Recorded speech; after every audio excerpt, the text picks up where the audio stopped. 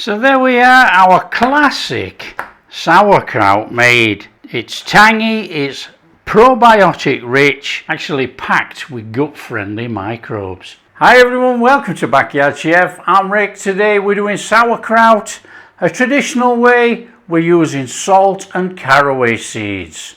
So we got cabbage, salt, caraway seeds and a little bit of salt brine if we need it.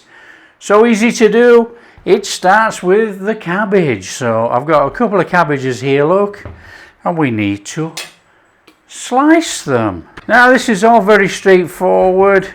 Just slice through your cabbage and we want to take the core out. Now you don't have to take the core out if you want to slice it all thinly, that's up to you. I don't want the core. So let's have that out of there. Now what we will do before we actually slice this, we'll take a couple of these cabbage leaves off here, these top ones. These are what we're going to use to weight down our sauerkraut in the jar. We want to form a seal on the top of the sauerkraut when it's fermenting. So if we take a couple of this, we have a natural cabbage top which we can weight down. That is fabulous, just like that. Okay, let's get back on with slicing. It's a straightforward one. We want some thin slices of cabbage. Now you do it any which way that you normally slice your cabbage. You know, it's up to you. We want thin slices. So nice and steady, down we go.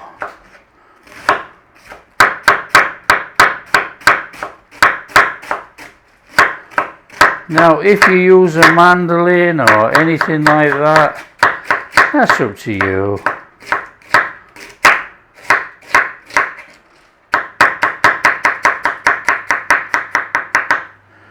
And then we've got a bowl and we're just going to put it in there. Nice and straightforward. So it's a case of just carrying on.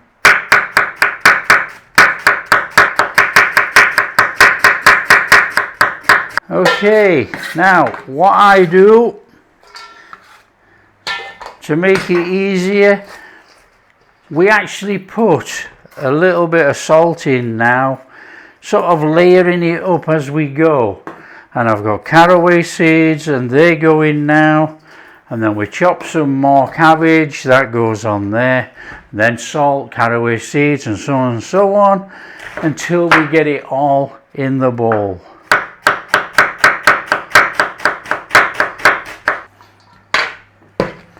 Bit more salt, and what's going to happen is it's going to start to draw out the moisture, and the moisture is going to drop through with the salty brine through the cabbage and down to the bottom. So basically it's going to draw it out all the way through. This is my way. You can do it any which way, it's up to you. You could just chuck all the salt on the top if you wanted. And then we just want to put some salt on the top. Help start that off on there. And that is it basically. On there with the rest of those caraway seeds. Put some flavour through there when it ferments. Okay, here's the thing we're making sauerkraut. You know, a lot of people do it like this and then they start squeezing and massaging. I think it's a complete waste of time. What you need to do is leave this for about 20 minutes, 25 minutes, and the fluid would already come out, and then you give it a little squeeze. So we're going to leave that 20 minutes.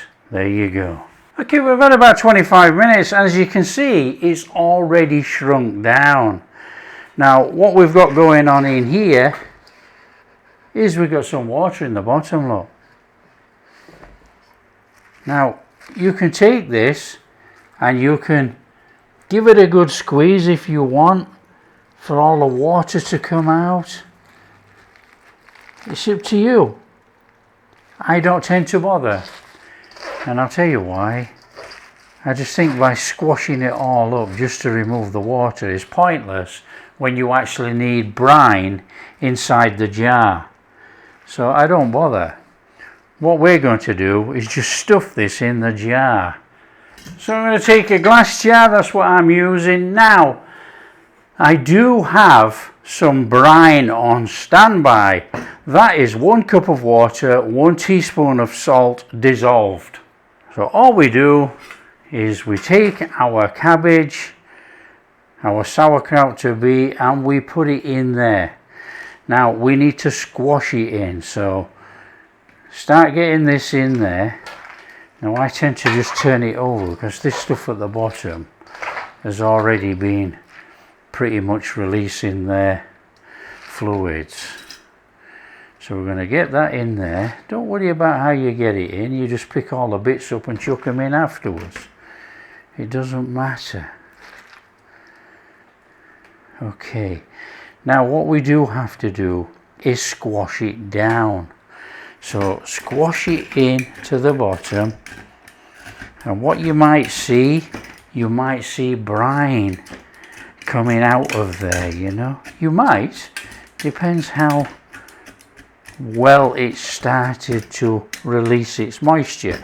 All you have to do, what I will say, all you have to do is you have to make sure the brine comes over the cabbage. So we have some brine on standby, but what we will do, we'll use the brine that's come out of the cabbage here. We will tip that in as well. So just give it in there, a good amount in, and give it a good squashing.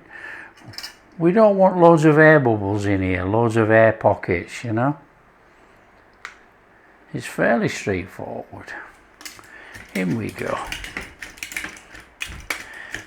Now this takes about 5 to 7 days to actually start fermenting. Within that 5 to 7 days, if you do it this way, you are guaranteed the brine will rise and it might overflow. So I'm going to stand it in a tray, and what you do, you just watch it, and you might have to re-top a little bit. What happens is it rises up because it's still fluid still coming out of the cabbage, so it'll bubble up and it'll flow over. You don't put the lid on tight, you leave it just over the top loose. It has to breathe, it has to ferment and blow the gases out as it's actually going along its 5 to 7 days. It's very easy to do, it's not a complicated procedure. And I use these glass jars, but you know, you can use pot. Just don't use metal. You know, we've got salt water here. We don't want that, you know. So after the 5 to 7 days, you give it a taste test. See if it's sour enough for you. So what I do, I use the brine that's already been formed in there. That goes in there with all the bits of caraway and the little bits of cabbage that have come off. And make sure you squash it all the way down. Has to be squashed in. Now I'm just going to put a little bit more in of our salty brine solution. Right, and then what you do, you take those cabbage leaves, and this is going to form our top on there, you know. It's going to hold our good cabbage underneath. So just get those cabbage leaves on there. It's like a seal, really. We're sealing it with cabbage. So a couple of ways to actually weight this down. You can get some of these little Ziploc bags, okay, if you can get into them. And then what I tend to do is use that little bit of brine that we've made up. You can just use water if you want. It's up to you. Seal it up, and then on there, it's a weight. Or you can take a jar full of water and you could put that in there. All you've got to do is keep your cabbage under the brine. That is all you've got to do. It's as easy as that. You do not put the lid on tight, you just put it over like that. Stick that somewhere, anywhere, it doesn't matter, on the kitchen side, on the table, on a cupboard top, anywhere. 5 to 7 days, and then we will taste the sauerkraut. You know, some people don't like it really sour, but if it's sour enough, you can just jar it, we'll jar it. If it's not sour enough, we'll leave it another couple of days. But what's going to happen is this fluid in here is going to bubble up and bubble over. It has to be in a tray. And then it's going to reduce because the cabbage has released all its moisture. Okay, it'll reduce. So it bubbles up, reduces. You might have to add a brine solution. So that's it. Just leave it about 7 days. Okay, we're here. We're on day 8. So let's pop the clock. Let's get that off there. Let's take our water weight out of there, and we used a bag, didn't we? Okay, it's straightforward. You take off the top of our seal. Nice and straightforward out of there. So this is really straightforward. Sterilised jars. Take from there, put in your jar. As simple as that. Now, what you can do, you can have a 2% solution of salt solution on standby, just in case you need to top up. But I will assure you that it looks like there's no water, but when you start to compact this in there and press it down, the fluid starts to come out of the cabbage, and there will be enough fluid in the jars. However, as a safeguard, 2% salt solution, water for top up.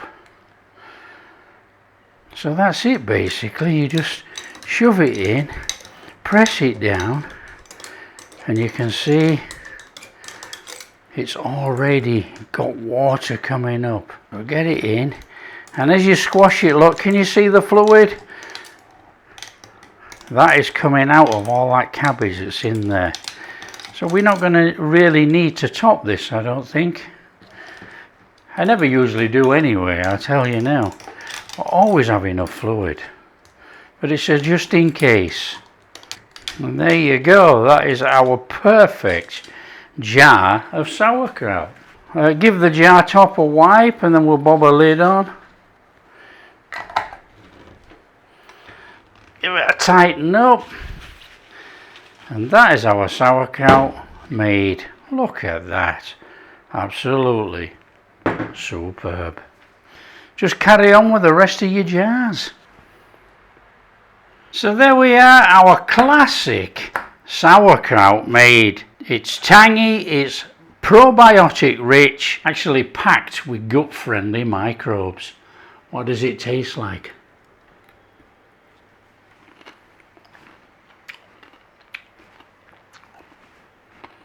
Amazing.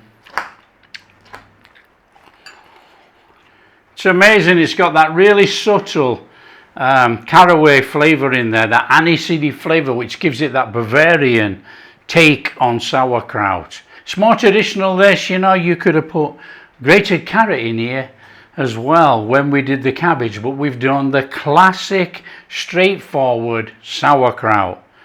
Keeps between 3 and 6 months in the fridge. Fantastic. It's probiotic rich, pairs fantastic with pork sausages, bratwurst, you know, beef, even cheese. It just is fantastic. There you go, that's sauerkraut made. If you like what we're doing, don't forget, share with your friends and tell them how easy it is to make your own sauerkraut. It's simple, it's time. You've just got to leave it for a minimum of a week. Now, if you live in a really cold country, cold climate, it could take as long as 3 weeks to go as sour as you like. Hotter climates, boom, 5 days, done. Easy. If you like what we're doing, big thumbs up, subscribe to the channel, ring that bell. Catch you in the next video.